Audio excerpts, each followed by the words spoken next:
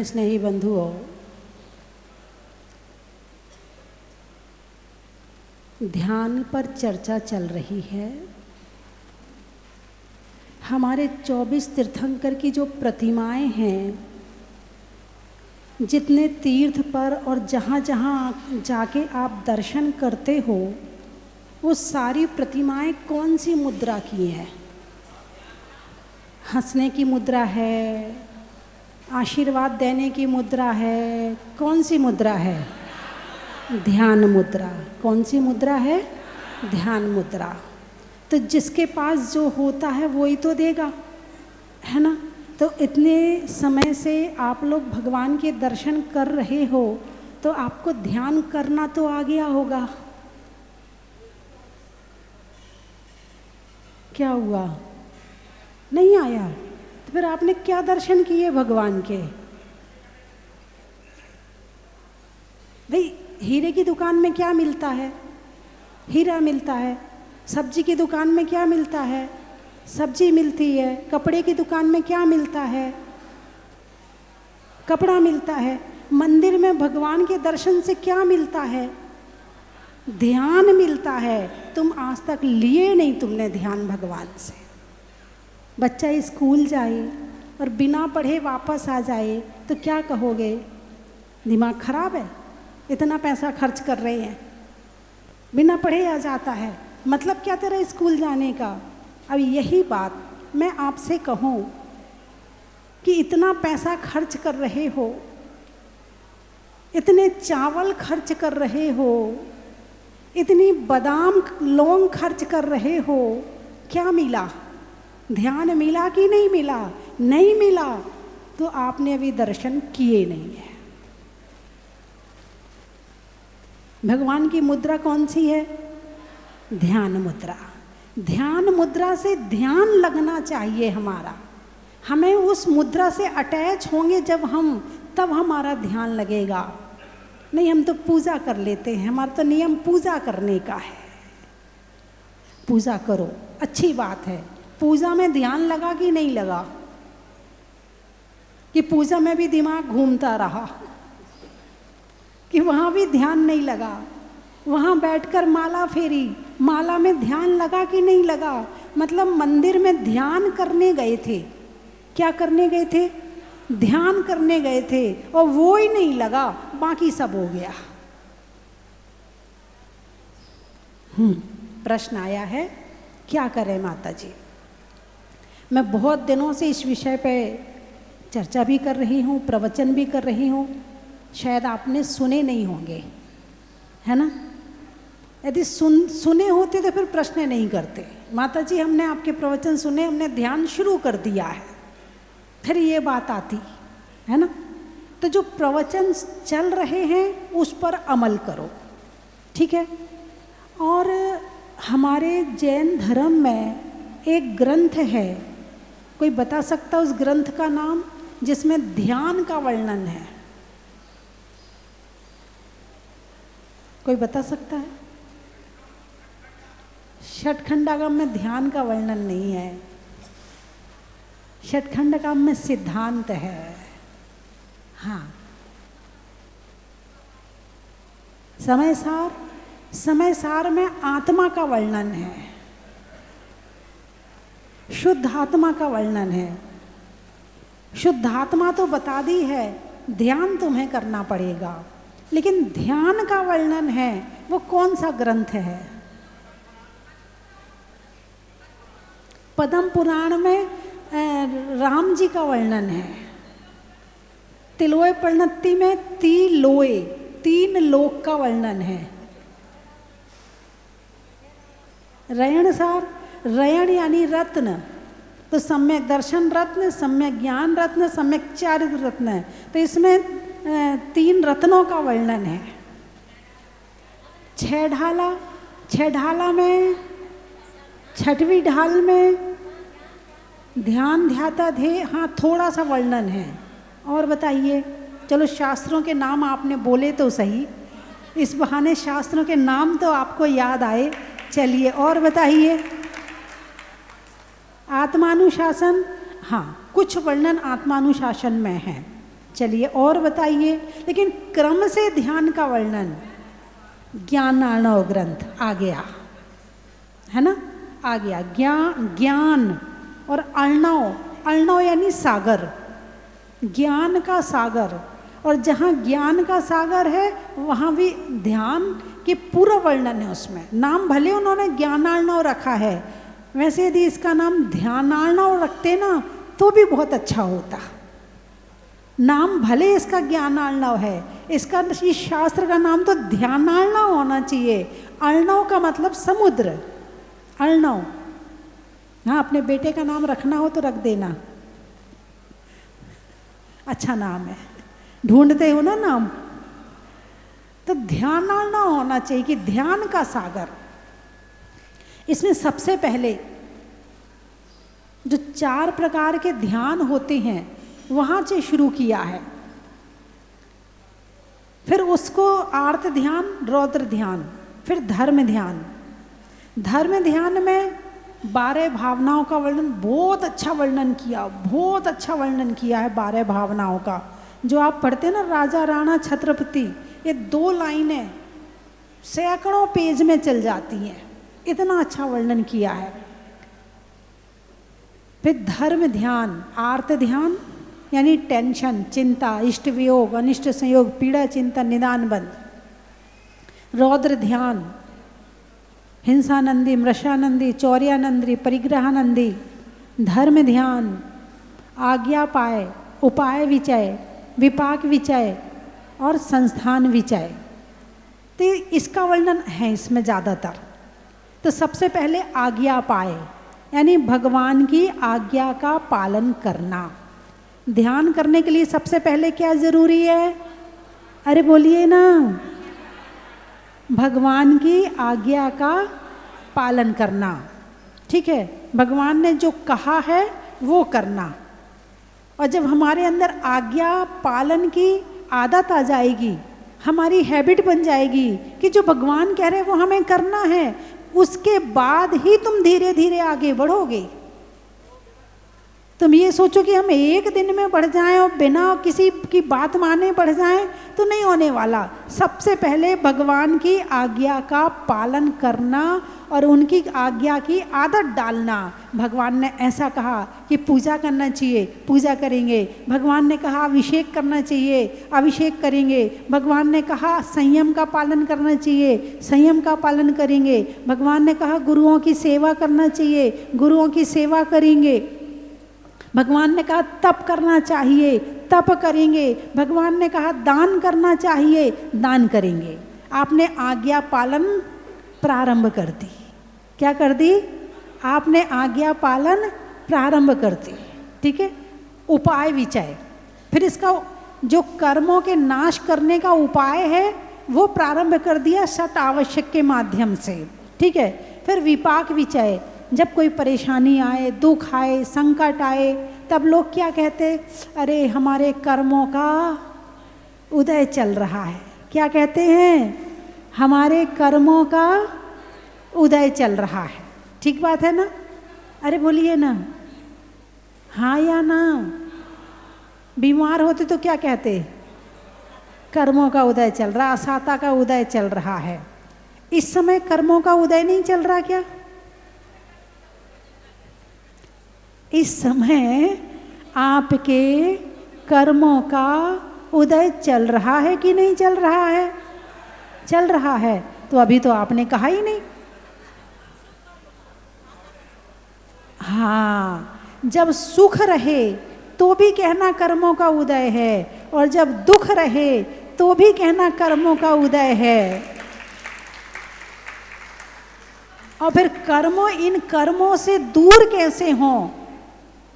तो विपाक विचय धर्म ध्यान के माध्यम से कर्मों से दूर होने के भाव बनाना, कर्मों को जानना और कर्मों से दूर होने के भाव बनाना। ठीक है, अब आता है चौथा, संस्थान विचय। संस्थान का मतलब आकार होता है ना?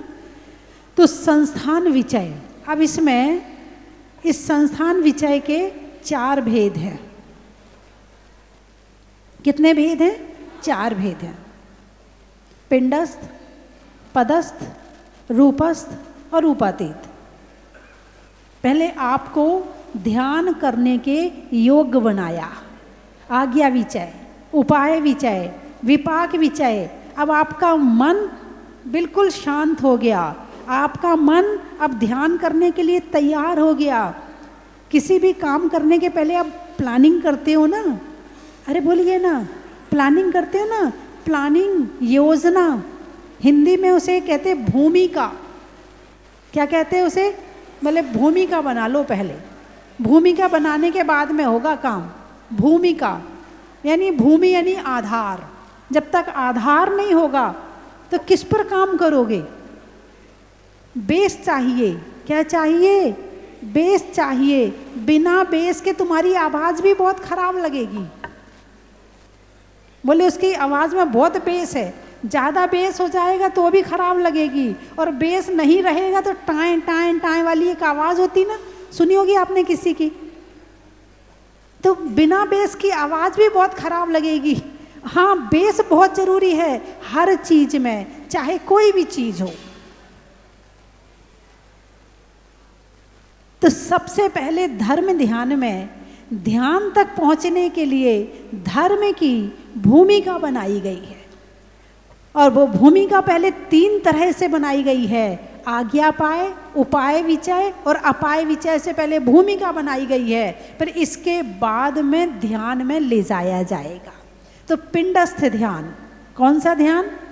पिंडस्थ ध्यान। सबसे पहले ध्यान में पिंड, पिंड यानी आकार, आकार रूप में ध्यान करना।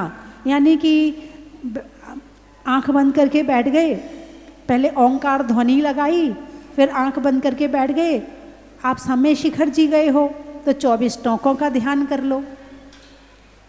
जिन जिन तीर्थों पर गए हैं उनका ध्यान कर लो, है ना। जिन जिन गुरुओं के दर्शन किए हैं उनका ध्यान कर लो।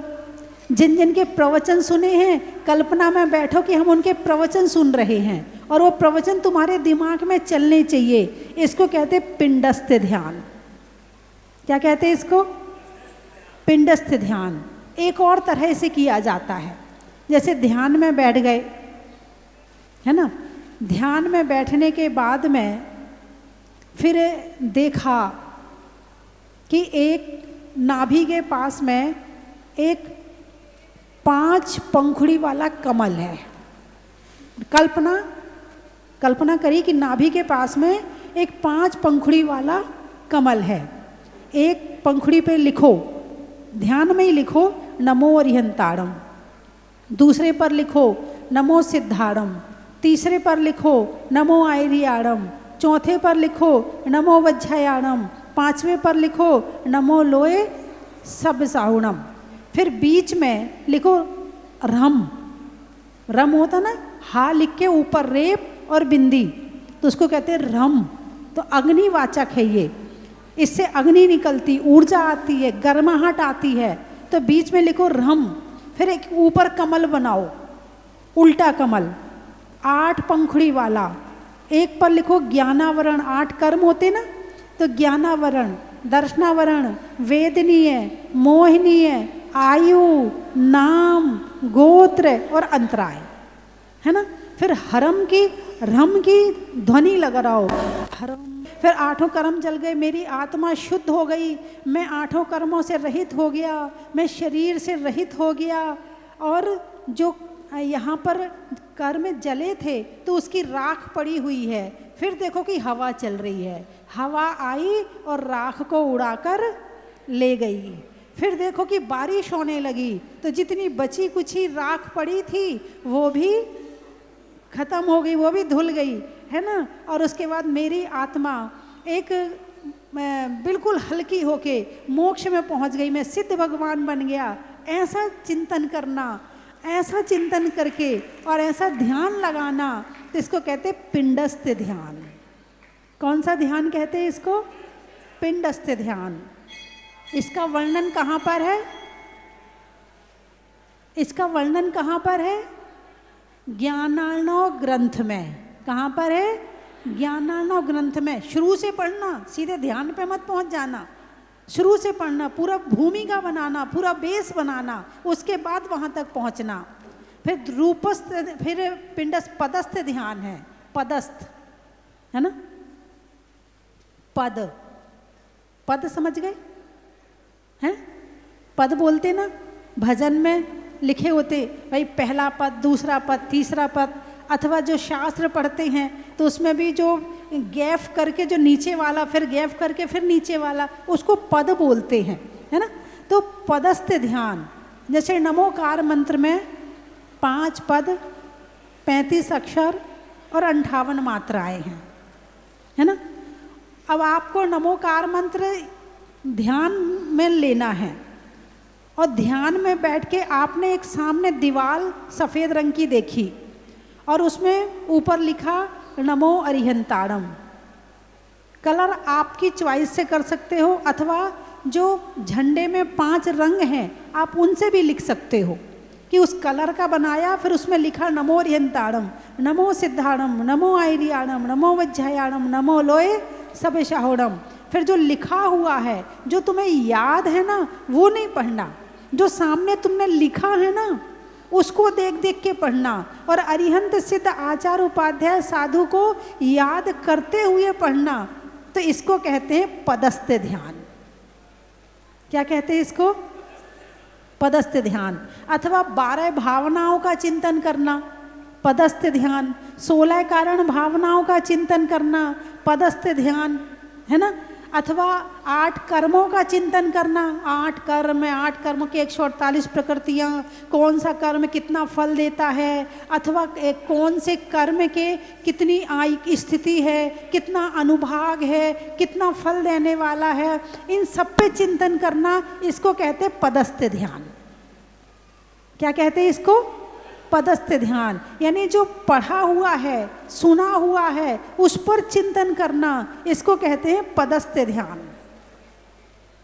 और जो नमोकार मंत्र है, 35, 16, 56, चतुदुग मेघम च जबहे झाये, पर मेठी वाचे आणम, अर्णम च गुरु बये सेणे, पलित पण 30 यानी 35, पण यानी 5, पण 30, 30 और 5 35, पण 30, पण 30, 16, 56, 16 यानी 16, 56, 6 और 5, 56, 6 और 5, पण 30, 16, 56, चदु 4, दु 2, मेघम 1। नमोकार मंत्र में 35 अक्षर हैं, तो 35 अक्षरों का अलग अलग ध्यान करना। ना, मो, आ, री, हां, ता, णम, एक एक का अलग अलग ध्यान करना।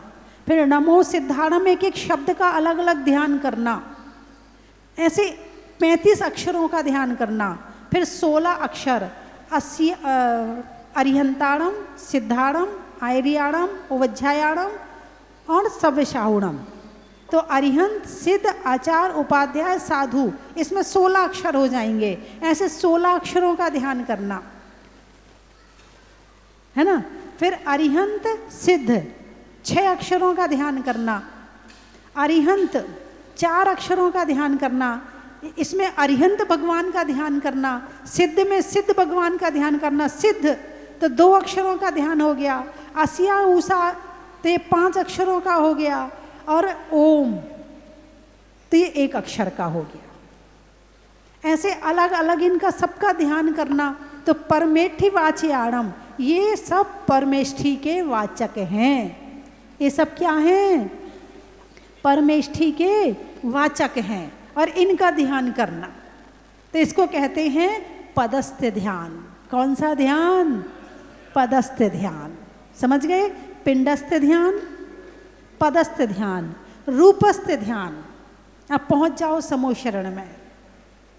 बना लो एक कल्पना में समोशरण, और समोशरण में जो भगवान बैठे हैं उनके वीतरागी रूप का ध्यान करो, उनके गुणों का वर्णन करो, कैसे 4 घातिया कर्मों को नष्ट किया है, जैसे कैसे 4 गुण प्रकट हो गए हैं, कैसे दिव्य ध्वनि खिल रही है, कैसे दिव्य ध्वनि में वो हमें ज्ञान दे रहे हैं, और उनके रूप को देखते जाओ और ध्यान करते जाओ। इसको कहते हैं रूपस्थ ध्यान। कौन सा ध्यान? रूपस्थ ध्यान। और रूपस्थ ध्यान के बाद आता है रूपातीत ध्यान। कौन सा ध्यान? रूपातीत। अब इसमें कल्पना करो कि एक बहुत बड़ा समुद्र है, बहुत बड़ा समुद्र है, और उस समुद्र में बीच में एक बहुत बड़ा स्वर्णिम सिंहासन लगा हुआ है।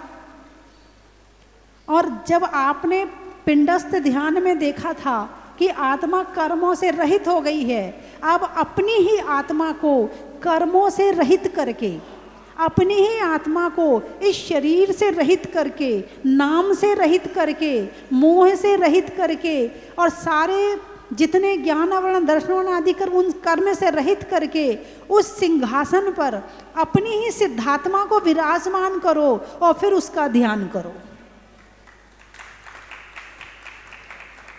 इसको कहते हैं रूपातीत ध्यान। कौन सा ध्यान? रूपातीत ध्यान। आपको कभी विचार नहीं आता, महाराज जी माता जी के पास कोई काम तो होता नहीं है, एक टाइम आहार करते हैं, ये करते क्या रहते हैं? अब समझ में आया ये क्या करते रहते हैं? हैं? समय नहीं मिलता, फुर्सत नहीं मिलती, ये दिन भी छोटा लगता है, ऐसा लगता है अभी बहुत कुछ और बाकी है, थोड़ा दिन बड़ा और होता तो और बहुत कुछ कर लेते। बात समझ में आई कि नहीं आई? तो धीरे धीरे करके आप ज्ञानार्णव ग्रंथ अपने जीवन में जरूर पढ़ना। जो चाहता है कि सच्चा सुख चाहिए, जो चाहता है कि सच्ची शांति चाहिए, जो चाहता है कि उसे जीवन में कभी डिप्रेशन ना हो, जो चाहता है कि उसे कभी ओवर थिंकिंग की बीमारी ना हो, जो चाहता है कि वो टेंशन मुक्त हो जाए, वो व्यक्ति ज्ञानार्णव ग्रंथ पढ़े और पढ़ करके ध्यान करे तो सारे सुख उसे मिल जाएंगे, सारे सुख मिल जाएंगे। आपको ना तो मोबाइल की ज़रूरत पड़ेगी, ना आपको टीवी की ज़रूरत पड़ेगी, ना अच्छा अच्छा खाने की ज़रूरत पड़ेगी, ना परिवार की ज़रूरत पड़ेगी, किसी की ज़रूरत नहीं है और सुखी हो गए। अरे बोलिए ना, अभी सुखी होने के लिए कितना खर्चा करना पड़ता है, अच्छे अच्छे कपड़े पहनने पड़ते हैं, सोना चांदी पहनना पड़ता है, गाड़ी खरीदनी पड़ती है, बढ़िया सी कोठी बनानी पड़ती है, ब्यूटी पार्लर जाना पड़ता है, बाल कटवाने पड़ते हैं, फैलाने पड़ते हैं, धोने पड़ते हैं, रंगने पड़ते हैं। सुखी होने के लिए कितने खट कर्म करने पड़ते हैं। इसे क्या कहते हैं? खट कर्म। कौन से कर्म? खट कर्म। जिंदगी खत्म हो जाएगी और रिजल्ट जीरो। क्या? जिंदगी खत्म हो जाएगी, रिजल्ट जीरो। और ज्ञानार्णव ग्रंथ पढ़ के ध्यान कर लो, रिजल्ट 100 में से 200% मिलेगा। जिसने अपने जीवन में ज्ञानार्णव ग्रंथ नहीं पढ़ा उसका जीवन जीवन ही नहीं है। जैसे पशु जी रहे हैं ऐसे ही तुम जी रहे हो, क्योंकि तुम ध्यान तो कर नहीं पाए। पशु भी ध्यान नहीं कर पाते, तुम भी नहीं कर रहे हो, तो तुम में और उनमें कोई अंतर नहीं है। बस थोड़ा तुम शरीर को सजा लेते हो, वो सजा नहीं पाते हैं। तुम थोड़े से अच्छे कपड़े पहना लेते हो, वो पहना नहीं पाते हैं। तुम गाड़ी घोड़ा खरीद लेते हो, वो नहीं खरीद पाते। बस इतना ही अंतर है और कोई अंतर नहीं है। बात समझ में आई कि नहीं आई? तो जब मुनिराज ध्यान करने बैठते हैं और ध्यान करते हैं तो यों चिंत निज में थिर भये, तिन अकथ जो आनंद लयो, सो इंद्र नाग नरेंद्र वा अहमिंद्र के नाही कहियो। ऐसा ध्यान करने में जो आनंद मिलता है वो सौधर्मिंद्र के पास नहीं है, वो चक्रवर्ती से भी ज़्यादा है, वो 100 इंद्रों से ज़्यादा आनंद है। किसमें? ध्यान में। किसमें? ध्यान में। होगा क्या? चलो ध्यान कर लिए, होगा क्या? सबसे पहले तो वर्तमान सुखी हो गया। क्या हुआ? वर्तमान के जितने दुख थे, टेंशन थी, परेशानी थी, 1 सेकंड में सुखी हो गए। जैसे घर में झाड़ू लगाते हो ना, सुबह झाड़ू लगाई तो रात भर का कचरा निकाल दिया, रात में शाम को लगाई तो दिन भर का कचरा निकाल दिया। ऐसे ही दिन भर में जितने बुरे विचार, टेंशन, परेशानी दिमाग में आई, ध्यान करके उसे बाहर निकाल दिया। रात भर में आई, सुबह निकाल दिया। इसीलिए कहा है 2 टाइम सामायिक करनी चाहिए। ये 2 टाइम सामायिक हमारी आत्मा का भोजन है। तुम दुखी क्यों हो? क्योंकि शरीर को तो भोजन देते हो, आत्मा को भोजन नहीं देते हो, इसीलिए दुखी हो। जिस दिन आत्मा को भोजन देना शुरू कर दोगे, उस दिन ये डिप्रेशन और ये सारी बीमारियां सब भाग जाएंगी। कहीं नहीं बचेगा, कुछ भी नहीं बचेगा। ना खुद करते हो और ना अपने बच्चों को सिखाते हो। खुद मोबाइल में लगे रहते हो और अपने बच्चों को भी मोबाइल में लगा के रखते हो। हिंदी में मात्रा का, स्कूल में छात्रा का, आज आपकी जहाजपुर की यात्रा का बड़ा ही महत्व है। बीज में बोने का, कमरे में कोने का, और धर्म के द्वारा, ध्यान के द्वारा सुखी होने का बड़ा ही महत्व है। पर्वत पर झरने का, कर्म के हरने का, और किसी से आशा अपेक्षा नहीं करने का बड़ा ही महत्व है।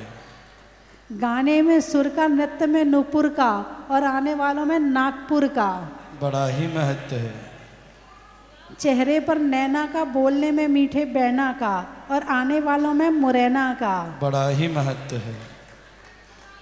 गाने में सुर का, नृत्य में नूपुर का, और आने वालों में कानपुर का बड़ा ही महत्व है।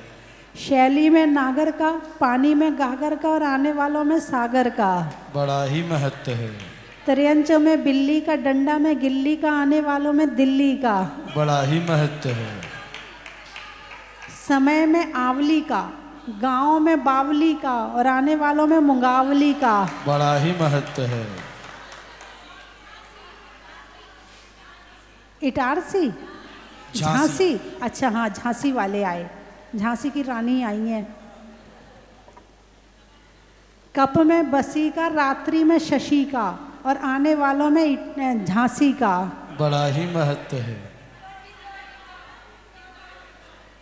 आम की बौर का, नेता में दौर का, और आने वालों में इंदौर का बड़ा ही महत्व है।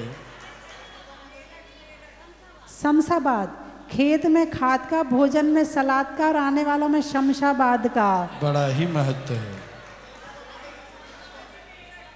मेरठ, वृक्ष में बट का, हरिद्वार में मठ का, और आने वालों में मेरठ का बड़ा ही महत्व है। सरूरपुर, अच्छा, गाने में सुर का, पशुओं में खुर का, और आने वालों में बड़ौत के पास सरूरपुर का बड़ा ही महत्व है। खिड़की में जाल का, भोजन में दाल का, होने में निहाल का, सर्दी में साल का, और आने वालों में भोपाल का बड़ा ही महत्व है। मरसलगंज, नहीं होने में रंज का, पंजाब में पंज का, और आने वालों में मरसलगंज का बड़ा ही महत्व है। नदी में नाव का, सुधरने में भाव का, और आने वालों में बड़ा गांव का बड़ा ही महत्व है। छिंदवाड़ा, सिवनी, दोनों का बताऊं? अच्छा, पीने में पानी का, रिश्तों में नानी का, और आने वालों में छिंदवाड़ा, सिवनी का बड़ा ही महत्व है। हरदा, छोड़ने में जर्दा का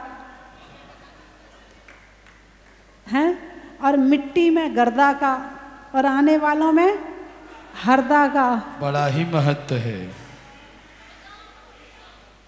मनावर, ब्यावर, बच्चों के लिए सावर का, दवाइयों में डावर का, और आने वालों में ब्यावर का बड़ा ही महत्व है। गुड़गांव, मनुष्यों के प्रभाव का, होने में अच्छे स्वभाव का, और आने वालों में गुड़गांव का बड़ा ही महत्व है। फिरोजाबाद, खेत में खाद का, नहीं होने में विवाद का, और आने वालों में फिरोजाबाद का। टीकमगढ़, वृक्षों में बड़ का, बड़ की जड़ का, और आने वालों में ठीकमगढ़ का। रांची। रांची। चिड़िया में चीची का, फलों में लीची का, घर में चाची का, और आने वालों में रांची का। बड़ा ही महत्व है। थांदला। अच्छा अच्छा। गाने में गला का, शहरों में तला का, या नहीं खाने में तला का, और आने वालों में थांदला का। बड़ा ही महत्व है। कर्मों में आठ का, बनिया में बाट का, और आने वालों में नराट का। बड़ा ही महत्व है। पानी में मगर का, चलने में डगर का, आने वालों में शक्ति नगर का। बड़ा ही महत्व। लिखने में खत का, मकान की छत का, और आने वालों में भारत का। मेरी दुनिया तुम ही हो, दुनिया से क्या मांगे, जब बिन बोले मिलता तो बोल के क्या मांगे। तेरा दर तो हकीकत में दुखियों का सहारा है, दरबार तेरा बाबा, ओ दरबार तेरा बाबा, जन्नत का नजारा है। सन 2018 में जब यहाँ पर पहली बार आई थी, तब भगवान जी को देखकर इतनी खुशी हुई कि एक नारी रत्न ने अपने अथक प्रयास से, अपनी मधुर वाणी से हमारी समाज को दूर दूर तक संदेश देकर, आज जब मैं 2025 में आई, तब यहाँ का नया रूप देखकर मन प्रफुल्लित हो गया कि हाँ, एक नारी भी, एक आर्य का भी इतने अच्छे अपने शब्दों के माध्यम से, अपनी वाणी से इतना बड़ा जहाज रूपी मंदिर को निर्माण करवा सकती हैं, और भगवान जी को उच्च आसन पर विराजमान करवाया। एक समय जब आपका शिमला में चतुर्मास हो रहा था, जब आपकी चरण वंदना हमने की थी, और आज बड़ा ही पुण्य का प्रताप है। कुछ अशुभ कर्म के उदय से अभिषेक शांति धारा का पुण्य अर्जन हम नहीं कर पाए, परंतु ये भी हमारा एक पुण्य था कि देवादिदेव अतिशयकारी मुनि सुब्रतनाथ भगवान के चरणों में वंदन करने का और आपकी चरण वंदना करने का सुअवसर प्राप्त हुआ है। बारिश में छाता का, रोटी में आटा का, और जहाज पर में षष्ठी भूषण माता का बड़ा ही महत्व है। चलने में जो पाथ कहे, मित्रों में है जो साथ का।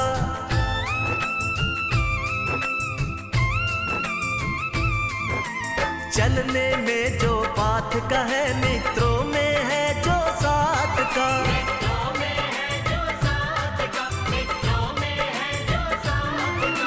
तीर्थंकरों में महत्व वो ही है मुनि सुव्रतनाथ का, है मुनि सुव्रतनाथ का, है मुनि सुव्रतनाथ का। दिव्याध्यात्मिक शक्ति का हाँ केंद्र यही कहलाया है। जय हो मुनि सुव्रतनाथ, जय हो मुनि सुव्रतनाथ, भगवान मुनि सुव्रतनाथ, जय हो मुनि सुव्रतनाथ। स्वस्ति धाम में श्री मुनि सुव्रतनाथ ने अतिशय दिखाया है। स्वस्ति धाम में श्री मुनि सुव्रतनाथ ने अतिशय दिखाया है। राजस्थान के जहाजपुर में अनुपम जहाज आया है। जय हो मुनि सुव्रतनाथ, जय हो मुनि सुव्रतनाथ, भगवान मुनि सुव्रतनाथ, जय हो मुनि सुव्रतनाथ। स्वस्ति भूषण माता जी ने ही सब मार्ग बताया है। पुण्योदय से ही सबने मुनि सुव्रतनाथ को पाया है।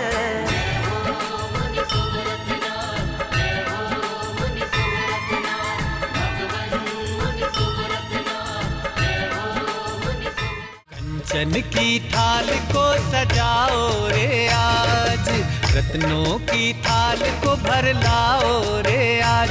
आओ आओ करे रे गुणगान आरती भगवन की, आओ आओ करे गुणगान आरती भगवन की। आओ आओ करे रे गुणगान आरती भगवन की।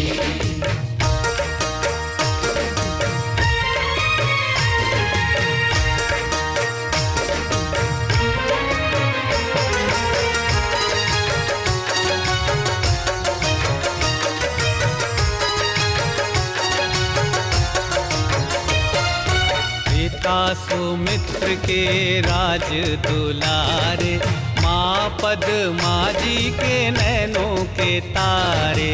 पिता सुमित्र के राज दुलारे, माँ पद्मा जी के नैनों के तारे। राजगृही में जन्म लियो आप, राजगृही में जन्म लियो आप। आओ आओ मनाए खुशी आज आरती भगवन की।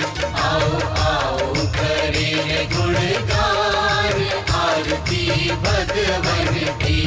आओ आओ करे रे गुणगान आरती भगवन की।